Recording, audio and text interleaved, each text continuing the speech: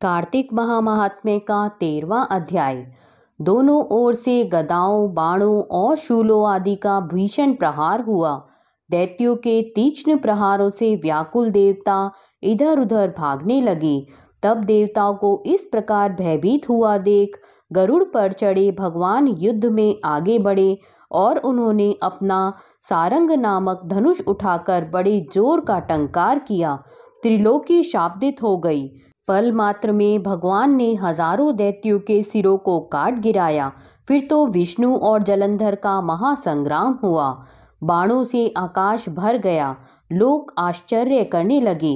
भगवान विष्णु ने बाणों के वेग से उस दैत्य की ध्वजा, छत्र और धनुष बाण काट डाले। इससे व्यथित हो उसने अपनी गदा उठाकर गरुड़ के मस्तक पर दे मारी। साथ ही क्रोध से उस दैत्य ने विष्णु जी की छाती में भी एक तीक्ष्ण बाण मारा। इसके उत्तर में विष्णु जी ने उसकी गदा काट दी और अपने शारंग धनुष पर बाण चढ़ाकर उसको बींधना आरंभ किया। इस पर जलंधर इन पर अपने पैने बाण बरसाने लगा। उसने विष्णु जी को कई पैने बाण मारकर वैष्णव धनुष को काट दिया। धनुष कट जाने पर भगवान ने गदा ग्रहण कर ली और शीघ्र ही जलंधर को खींचकर मारी। परंतु उस अग्निवत अमोघ गदा की मार से भी वह दैत्य कुछ भी चलायमान न हुआ। उसने एक अग्निमुख त्रिशूल उठाकर विष्णु पर छोड़ दिया। विष्णु जी ने शिव के चरणों का स्मरण कर नंदन नामक त्रिशूल से उसके त्रिशूल को छेद दिया।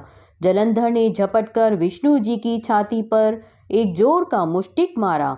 उसके उत्तर में भगवान विष्णु ने भी उसकी छाती पर अपनी एक मुष्टि का प्रहार किया। फिर दोनों घुटने टेक बाहुओं और मुष्टिकों से बाहु युद्ध करने लगे। कितनी ही देर तक भगवान उसके साथ युद्ध करते रहे। तब सर्वश्रेष्ठ मायावी भगवान उस दैत्यराज से मेघवाणी में बोले, रे रण दुर्मत दैत्य श्रेष्ठ, तू धन्य है जो इस महायुद्ध में इन बड़े बड़े आयुधों से भी भयभीत न हुआ। तेरे इस युद्ध से मैं प्रसन्न हूँ। तू जो चाहे वर मांग। मायावी विष्णु की ऐसी वाणी सुनकर जलंधर ने कहा, हे भावुक, यदि आप मुझ पर प्रसन्न हैं तो यह वर दीजिए कि आप मेरी बहन तथा अपने सारे कुटुंबियों सहित मेरे घर पर निवास करें। नारद जी बोले, उसके ऐसे वचन सुनकर विष्णु जी को खेद तो हुआ, किंतु उसी क्षण देवेश ने तथास्तु कह दिया। अब विष्णु जी सब देवताओं के साथ जलंधरपुर में जाकर निवास करने लगे। जलंधर अपनी बहन लक्ष्मी और देवताओं सहित विष्णु को वहां पाकर बड़ा प्रसन्न हुआ। फिर तो देवताओं के पास जो भी रत्न आदि थे सबको ले जलंधर पृथ्वी पर आया। निशुंभ को पाताल में स्थापित कर दिया और देव, दानव, यक्ष, गंधर्व, सिद्ध, सर्प, राक्षस, मनुष्य आदि सबको अपना वंशवर्ती बना त्रिभुवन पर शासन करने लगा। उसने धर्मानुसार सुपुत्रों के समान प्रजा का पालन किया। उसके धर्म राज्य में सभी सुखी थे। यहाँ पर हमारी कार्तिक महामाहात्म्य का 13वां अध्याय पूर्ण होता है।